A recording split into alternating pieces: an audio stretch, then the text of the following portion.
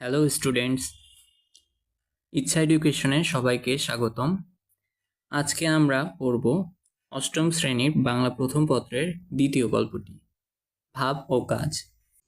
শুরু করা যাক।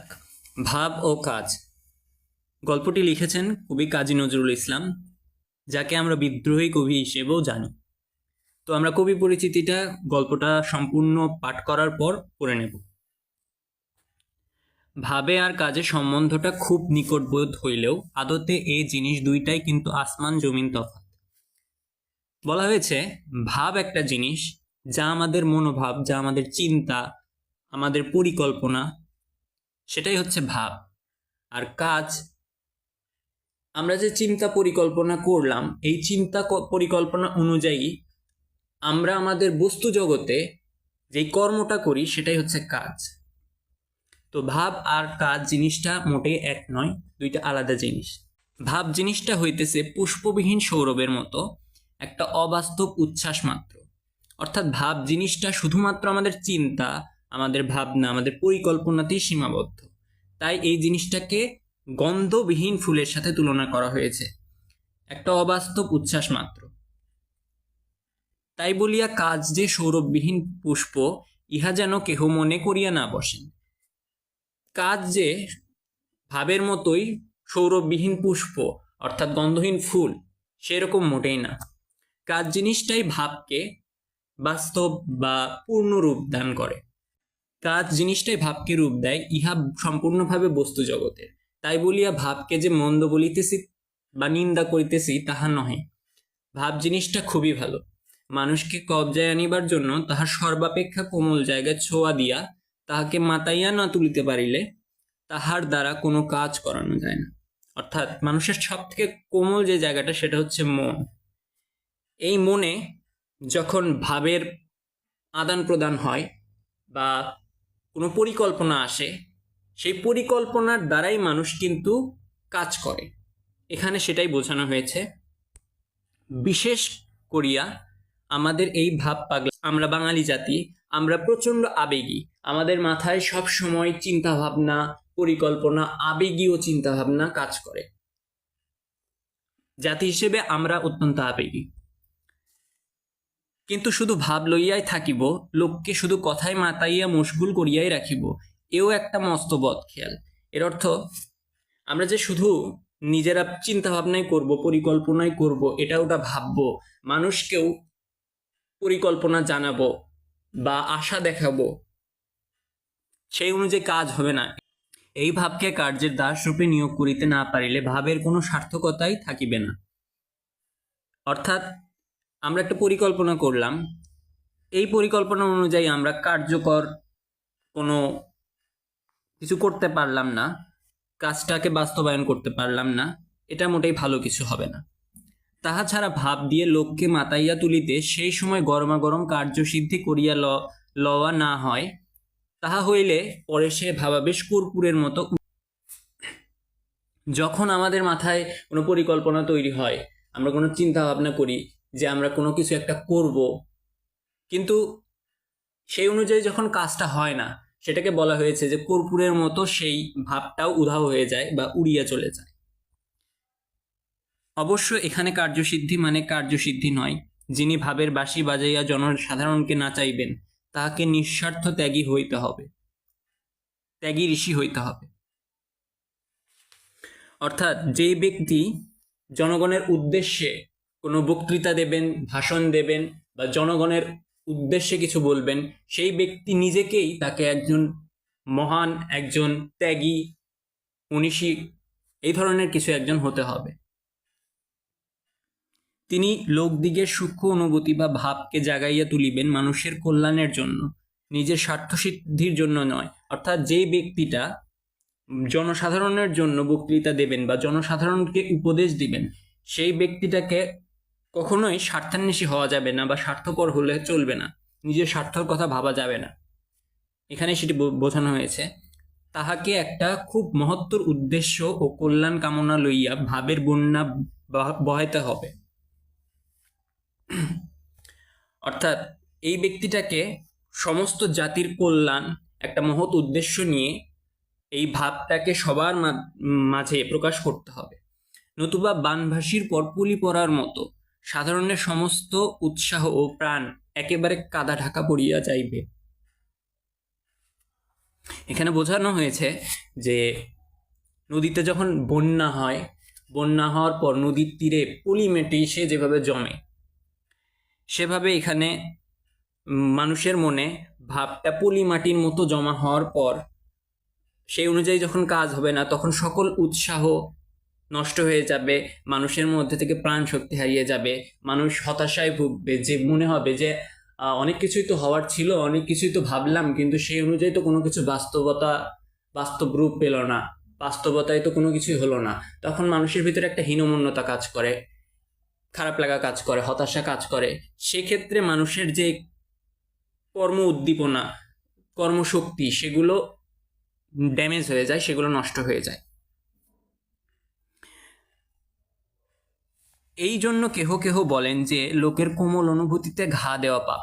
এই যে এটা একটা মোস্ট ইম্পর্টেন্ট লাইন, যেখানে বলা হয়েছে যে আমরা অনেককে অনেক রকম প্রতিশ্রুতি দেই, অনেক রকম আশা দেখাই, বিভিন্ন ধরনের কথাবার্তা বলে থাকি, কিন্তু সেগুলোর যখন কোনো বাস্তব রূপ দেওয়া যায় না, কথার সাথে যখন কাজের মিল থাকে না, সে মনে যে আঘাতটা পড়ে, সেটা এখানে বোঝানো হয়েছে যে এই আঘাতটা দেওয়া এক ধরনের পাপ। কেননা অনেক সময় অনুপযুক্ততা প্রযুক্ত ইহা হইতে সুফল না ফলিয়া কুফলই ফলে। অর্থাৎ মানুষের মনে যে আঘাত পেল মানুষ, এখানে কোনো সুফল তো পাওয়াই গেল না, বরঞ্চ একজন মানুষ মনোকষ্ট পেলেন, তার মনে আঘাত লাগলো, তিনি তার কর্ম উদ্দীপনা হারিয়ে ফেললেন। যে কুফলের কথা এখানে বলা হয়েছে, আগে হইতে সমস্ত কার্যের বন্দোবস্ত করিয়া বা কার্যক্ষেত্র তৈয়ার রাখিয়া তবে লোকদিগকে সোনার কাঠি ছোঁয়া দিয়া জাগাইয়া তুলিতে হবে। অর্থাৎ একজন মানুষকে যখন আমরা আশা দেখাবো বা কোনো কাজের পিছনে তাকে আমরা ইনভলভ করব, তাকে যখন আমরা পরিকল্পনা জানাবো, সেই পরিকল্পনার আগে আমাদেরকে সুষ্ঠুভাবে সেই কাজের জন্য যেই উপকরণগুলো দরকার, যেই কাঠামোটা দরকার, সেটা আমাদেরকে রেডি করে নিতে হবে, প্রস্তুত রাখতে হবে। তারপর সেই লোকগুলোকে আমাদেরকে আমাদের পরিকল্পনার কথা জানাতে হবে। নতুবা তাহারা যখন জাগিয়া দেখিবে যে তাহারা অনর্থক জাগিয়াছে, কোনো কার্য করিবার নাই, তখন মহাবিরক্ত হইয়া আবার ঘুমিয়ে পড়িবে, এবং তখন আর জাগাইলেও জাগিবে না। ভেরি ভেরি ইম্পর্টেন্ট লাইন, যেখানে বলা হয়েছে আমার আগের কথাটাই, যে কাজটা করার আগে আমাদের যে পরিকল্পনা, সেই পরিকল্পনাকে বাস্তবায়ন করার জন্য যে পূর্ব প্রস্তুতিগুলো দরকার, সেই পূর্ব প্রস্তুতিগুলোকে সুষ্ঠুভাবে ঠিকঠাক করে নিতে হবে। কেননা তখন যে তাহারা জাগিয়া ঘুমাইবে, এবং জাগিয়া ঘুমাইলে তাহাকে কেহই তুলিতে পারে না। অর্থাৎ যে মানুষ জেগে জেগে ঘুমায়, সেই মানুষকে কেউ কখনো জাগাতে পারে না। তাহা অপেক্ষা বরং কুম্ভকর্ণের নিদ্রা ভালো। সে ঘুম ঢোল কাশি বাজাইয়া ভাঙানো বিচিত্র নয়। কুম্ভকর্ণ হিন্দু ধর্মের রামায়ণে রাবণের ছোট ভাই হচ্ছে কুম্ভকর্ণ, যে 6 মাস ঘুমাতো একটানা, তাকে বোঝানো হয়েছে। এ কথাটা একটা মস্ত সত্যি, তাহা এতদিনে আমরা ঠেকিয়া শিখিয়াছি। এই যে সেদিন একটা হুজুকে মাতিয়া হুড়হুড় করিয়া হাজার কতক স্কুল কলেজের ছাত্রদল বাহির হইয়া আসিল, কই তাহারা তো তাহাদের এই সৎ সংকল্প, এই মহৎ ত্যাগকে স্থায়ী রূপে বরণ করিয়া লইতে পারিল না। কেন এমন হইল? একটা সাময়িক উত্তেজনার মুখে এই ত্যাগের অভিনয় করিতে গিয়া স্পিরিটকে কি বিশ্রীভাবেই না মুখ ভ্যাংচানো হইল। যাহারা শুধু ভাবের চোটে, না বুঝিয়া না শুনিয়া, শুধু একটু নামের জন্য বা বদনামের জন্য ভয়ে এমন করিয়া তাহাদের স্পিরিট বা আত্মার শক্তির পবিত্রতা নষ্ট করিল, তাহারা কি দরকার পড়িলে আবার কাল এমনি করিয়া বাহির হইয়া আসিতে পারিবে? আজ যাহারা মুখে চাদর জড়াইয়া কল্যকার ত্যক্ত বিদ্যালয়ে আবার মুখটি চুন করিয়া ঢুকিল, কাল দেশের সত্যিকার ডাক আসিলে তাহারা কি আর তাহাতে সাড়া দিতে পারিবে? হঠকারিতা করিয়া একবার যে ভোগটা ভুগিল বা ভ্রম করিল, তাহারই অনুশোচনাটা তাহারা কিছুতেই মন হইতে মুছিয়া ফেলিতে পারিবে না। বাহিরে যতই কেন লাপরোয়া ভাব দেখাক না কেন। এখন সত্যিকারের ডাক শুনিয়া প্রাণ চাহিলেও সে লজ্জায় তাহাতে আসিয়া যোগদান করিতে পারিবে না। এইরূপে আমরা দেশের প্রাণশক্তি এই তরুণদের স্পিরিটটাকে কুব্যবহারে আনিয়া মঙ্গলের নামে দেশের মহাশত্রুবতা সাধনই করিতেছি নাকি? রাগিবার কথা নয়, এখন ইহা রীতিমতো বিচার বিবেচনা সাপেক্ষ। আমাদের এই আশা ভরসাস্থল যুবকগণ এত দুর্বল হইলে কি রূপে বা কাপুরুষের মতো ব্যবহারই বা করিলে কেন? সে আমাদেরই দোষে নয়। সাপ লইয়া খেলা করিতে গেলে তাহাকে দস্তর মতো সাপুরে হওয়া চাই, শুধু একটু বাঁশি বাজাইতে পারিলেই চলিবে না। আজ যদি সত্যিকার কর্মী থাকিত দেশে, তাহা হইলে এমন সুবর্ণ সুযোগ মাঠে মারা যেত না। অর্থাৎ এখানে বোঝানো হয়েছে যে দেশের মধ্যে যদি কোনো দাঙ্গা তৈরি হয় বা সংগ্রাম তৈরি হয়, সেই সংগ্রামের যিনি লিডার, যে সংগ্রামকে নেতৃত্ব দিবেন, তিনি যদি একজন সৎ ব্যক্তি না হন, তার যদি শক্তি সামর্থ্য না থাকে, তিনি যদি নিজের প্রতি আত্মবিশ্বাসী না হন, তাহলে তিনি যাদেরকে তার পরিকল্পনাতে ইনভলভ করতেছেন, সেই পরিকল্পনার জন্য যেই মানুষগুলো তার হয়ে সংগ্রামে নামতেছে, এখানে স্টুডেন্টদের কথা, শিক্ষার্থীদের কথা, বিশ্ববিদ্যালয়ের স্কুলের শিক্ষার্থীদের কথা বলা হয়েছে। যেমন দেশের মধ্যে যখন কোনো আন্দোলন হয়, তখন এই শিক্ষার্থীরাই আন্দোলনে ঝাঁপিয়ে পড়ে, কিন্তু তারা জানে না যে তারা কোন উদ্দেশ্যে আন্দোলন করতেছে, তাদের আন্দোলনের মেইন উদ্দেশ্যটা কি। এই যে স্টুডেন্টদের, শিক্ষার্থীদের আন্দোলন, এই আন্দোলনে যারা নেতৃত্ব দিচ্ছেন, তারা কি নিজেরাও জানেন যে তারা আসলে কোন আন্দোলনের জন্য, এই আন্দোলনের ফলাফল কি, তারা আসলে কি চাচ্ছেন, সেটা কি তারা নিজেরাও জানেন না। এই না জানার কারণে হাজার হাজার স্টুডেন্টদের, হাজার হাজার শিক্ষার্থীদের, হাজার হাজার মানুষের ভেতরে যেই কর্মশক্তি আছে, কর্ম উদ্দীপনা আছে, সেটা নষ্ট হয়ে যাচ্ছে। এখানে ওটাই বলা হয়েছে যে স্পিরিট মানে শক্তি, উদ্দীপনা। ত্যাগী অনেক আছেন দেশে, কিন্তু কর্মীর অভাবে, তথাকথিত কর্মী নামে অভিহিত লোকদের সত্য সাধনের অভাবে তাহারা কোনো ভালো কাজে আর কোনো অর্থ দিতে চাহেন না, বা অন্য কোনো রূপ ত্যাগ স্বীকার করিতেও রাজি নন। অর্থাৎ যোগ্য লিডার বা যোগ্য নেতাবৃন্দের অভাবে যারা দেশে ত্যাগী মানুষ আছেন, যারা ভালো মানুষ আছে, তারা বারবার ঠকে যাওয়ার কারণে তারা দেশের স্বার্থে বিনিয়োগ করতে চান না। কি করিয়া হইবেন, তাহারা তাহাদের চোখের সামনে দেখিতেছেন যে কত লোকের কত মাথার ঘাম পায়ে ফেলার ধন দেশের নামে, কল্যাণের নামে আদায় করিয়া বাজে লোক নিজেদের উদর।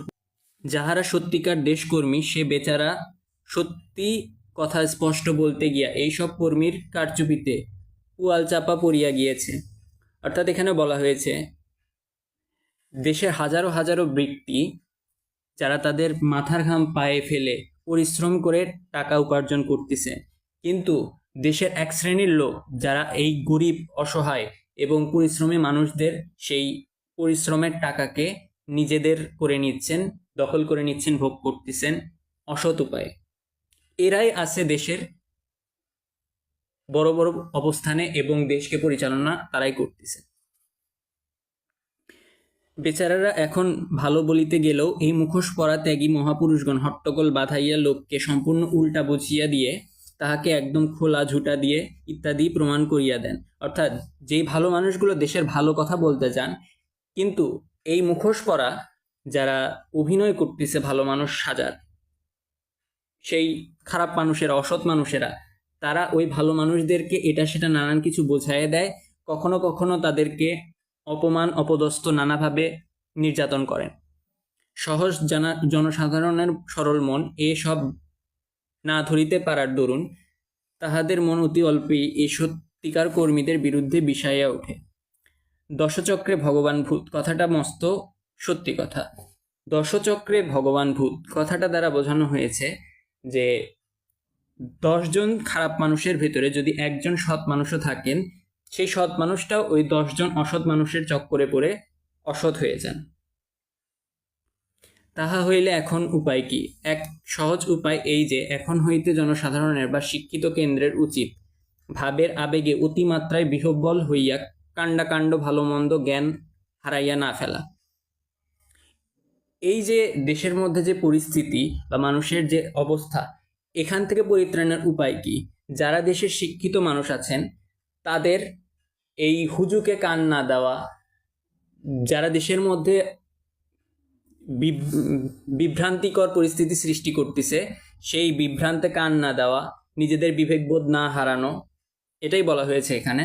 আমরা বলিব ভাবের সুরাপ পান করো ভাই, কিন্তু জ্ঞান হারাইও না। অর্থাৎ ভাব মনের মধ্যে ধারণ করো, কিন্তু নিজের বিবেকবোধ ত্যাগ করে নয়। তাহা হইলে তোমার পতন, তোমার দেশের পতন, তোমার ধর্মের পতন, মনুষ্যত্বের পতন।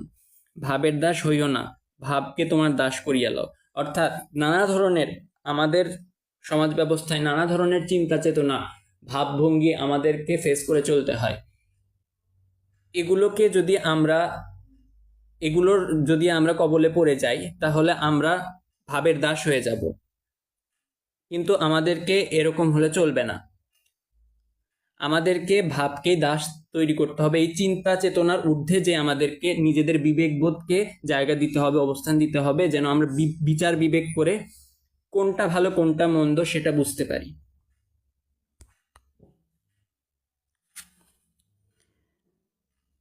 স্পিরিট বা আত্মার শক্তিকে জাগাইয়া তোলো, কিন্তু তাই বলিয়া কর্মকে হারাইও না। অন্ধের মতো কিছু না বুঝিয়া না শুনিয়া ভেড়ার মতো পেছন ধরিয়া চলিও না। নিজের বুদ্ধি নিজের কর্মশক্তিকে জাগাইয়া তোলো।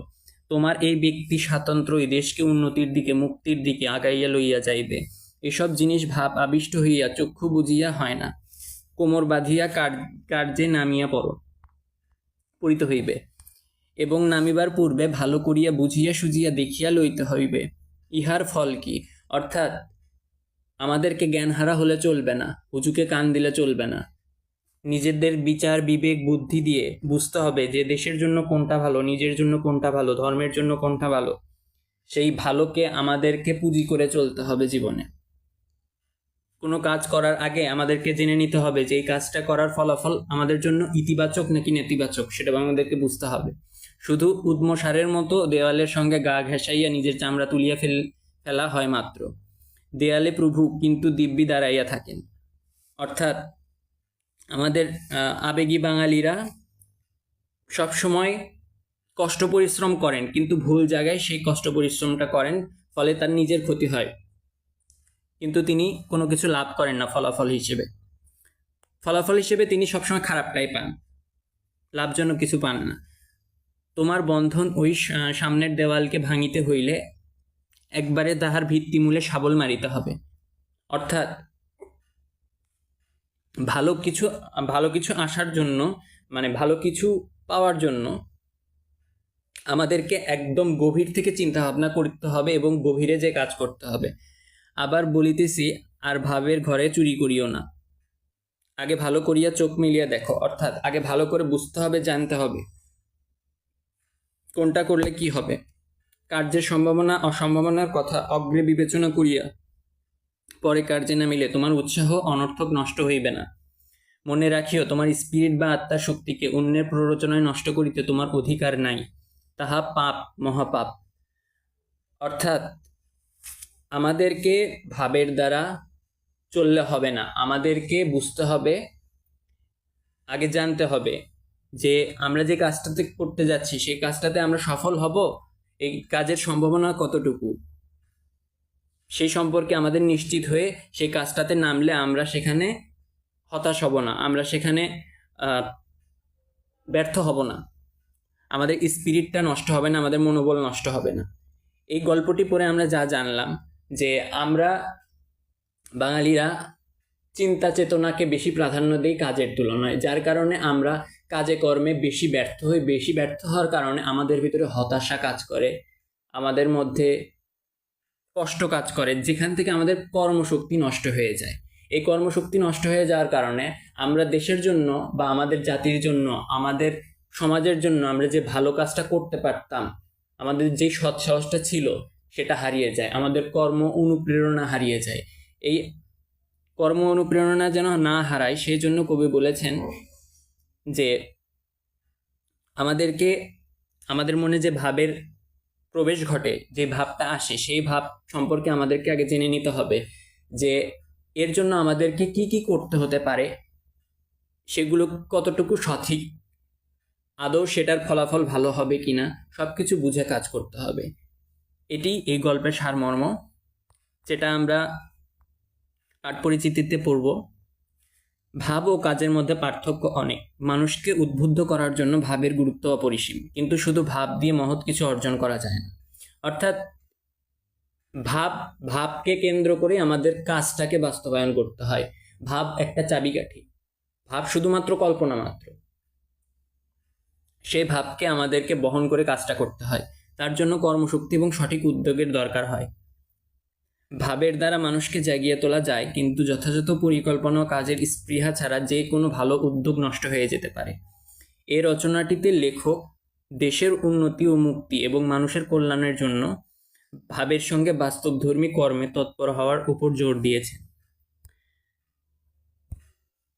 এখন আমরা আসি লেখক পরিচিতিতে।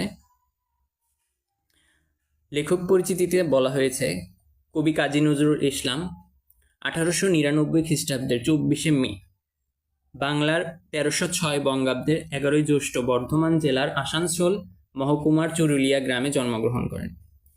তিনি বিদ্যালয়ের পড়াশোনা শেষ করতে পারেননি। দশম শ্রেণীর ছাত্র থাকাকালে প্রথম মহাযুদ্ধ শুরু হলে তিনি স্কুল ছেড়ে বাঙালি পল্টনে যোগদান করেন। যুদ্ধ শেষ হলে 1919 খ্রিস্টাব্দে বাঙালি পল্টন ভেঙে দেওয়া হয়। নজরুল কলকাতায় ফিরে এসে সাহিত্য চর্চায় আত্মনিয়োগ করেন। এ সময় সাপ্তাহিক বিজলি পত্রিকায় তার বিদ্রোহী কবিতাটি প্রকাশিত হলে চারিদিকে সুনাম ছড়িয়ে পড়ে। এখান থেকে আমাদের গুরুত্বপূর্ণ বিষয়গুলো, আমাদেরকে কবির জন্ম সালটা মনে রাখতে হবে, বাংলা এবং ইংরেজিতে উভয়ই। এরপর কোন পত্রিকায় কবির কোন কবিতাটি প্রকাশিত হয়েছে সেটা আমাদেরকে মনে রাখতে হবে, যে বিজলি পত্রিকায় বিদ্রোহী কবিতাটি প্রকাশিত হয়ে সুনাম ছড়িয়ে পড়ে। তার কবিতায় পরাধীনতা ও অন্যায়ের বিরুদ্ধে বিদ্রোহ উচ্চারিত হয়েছে। অবিচার ও শোষণের বিরুদ্ধে তিনি প্রবল প্রতিবাদ করেন, এজন্য তাকে বিদ্রোহী কবি বলা হয়। তার রচনাবলী অসাম্প্রদায়িক চেতনার এক উজ্জ্বল দৃষ্টান্ত। এখানে তার বলা হয়েছে যে বাংলাদেশের স্বাধীনতার পর 1972 সালে কবিকে ঢাকায় এনে বাংলাদেশের নাগরিকত্ব প্রদান করা হয়। তিনি আমাদের জাতীয় কবি। তার বিখ্যাত গ্রন্থগুলোর মধ্যে রয়েছে অগ্নিবীণা, বিষের বাসী, সাম্যবাদী, সর্বহারা, সিন্ধু হিন্দল, চক্রবাক। উপন্যাসের মধ্যে রয়েছে মৃত্যুক্ষুধা, কুহেলিকা। গল্প গ্রন্থের মধ্যে রয়েছে ব্যথার দান, রিক্তের বেদন, শিউলিমালা। প্রবন্ধ গ্রন্থের মধ্যে রয়েছে যুগবাণী, রুদ্রমঙ্গল। তার অনেক নাটকও রয়েছে, যেমন ঝিলিমিলি, আলেয়া, মধুমালা ইত্যাদি। আরেকটা গুরুত্বপূর্ণ বিষয়, যে জাতীয় কবি কাজী নজরুল ইসলাম তিনি পরলোক গমন করেন 1976 খ্রিস্টাব্দের 29শে আগস্ট ঢাকাতে। তো এখানেই গল্পটি শেষ হয়েছে। এই গল্পের যাবতীয় প্রশ্নোত্তর, ব্যাখ্যা, বিশ্লেষণ আমরা করলাম। তো আশা করছি এই ক্লাসটি আপনাদের অনেক উপকারে আসবে। ক্লাসটি হয়তো ভালো লেগেছে। পঞ্চম থেকে অষ্টম শ্রেণী পর্যন্ত সকল বিষয়ে আমরা বেসিক টু অ্যাডভান্স টপিক ভিত্তিক ক্লাসগুলো আপলোড দিব আমাদের ওয়েবসাইট এবং ইউটিউব পেজ, সাথে ফেসবুকেও, যেটার ঠিকানা হচ্ছে ইচ্ছা এডুকেশন। তো সবাইকে ধন্যবাদ, সবাই ভালো থাকবেন।